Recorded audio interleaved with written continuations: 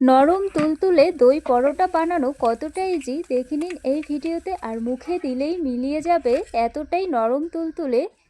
চলুন মূল রেসিপিটি শুরু করা যাক। এখানে আমি এক বাটি দইয়ের মধ্যে 1 চামচ চিনি আর স্বাদ অনুযায়ী নুন দিয়ে দইয়ের সঙ্গে মিক্স করে নেব। আর একই সাথে দিয়ে দিচ্ছি 2 চামচ সাদা তেল।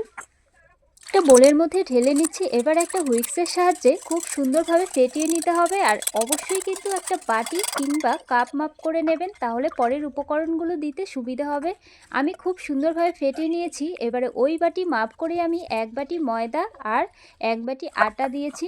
মোট 1 বাটি দইয়ের মধ্যে 2 বাটি পরিমাণ আটা আর ময়দা লেগেছে। আমি খুব সুন্দরভাবে একটি ডো মেখে নিয়েছি। ওপর থেকে সাদা তেল মেখে প্রায় রেস্টে রেখে দেব 20 মিনিট মতো।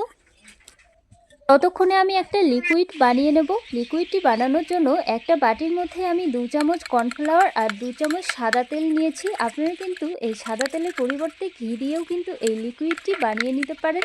আমি খুব সুন্দরভাবে লিকুইডটি বানিয়ে সাইডে রেখেছি। এবারে ঢাকা তুলে ময়দার ডোটি আমি বের করে আরেকটু সময় মথে নেব।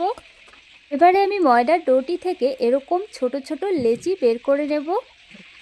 আপনারা কিন্তু এর থেকেও ছোট কিংবা বড় শেপে লেচিগুলো কেটে নিতে পারেন। তো এই পরোটাগুলো কিন্তু একটু মোটা টাইপের হবে, তাই একটু বড় করেই কিন্তু লেচিগুলো কেটে নিতে হবে। আর লেচিগুলো এভাবে রুটির মতো করে বানিয়ে নিতে হবে, একদম পাতলা করে, যতটা সম্ভব আর কি পাতলা করে বেলা যায় সেই অনুযায়ী বেলে নেওয়ার পর সেই লিকুইডটা দিয়ে খুব সুন্দরভাবে মেখে নিতে হবে। এরপর একটা ছুরির সাহায্যে ঠিক এরকমভাবে কেটে নিতে হবে বেশ অনেকগুলো দাগ।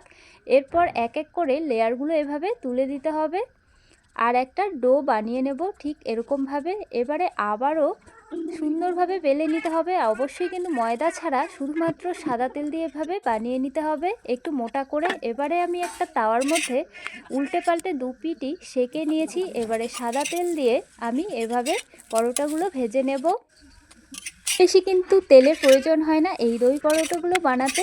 আমি সেমভাবে পরের পরোটাগুলোও বানিয়ে নেব।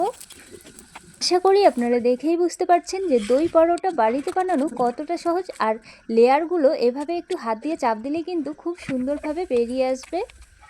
ভালো লাগলে লাইক কমেন্ট শেয়ার করে পাশে থাকবেন। শেষ অবধি দেখার জন্য ধন্যবাদ।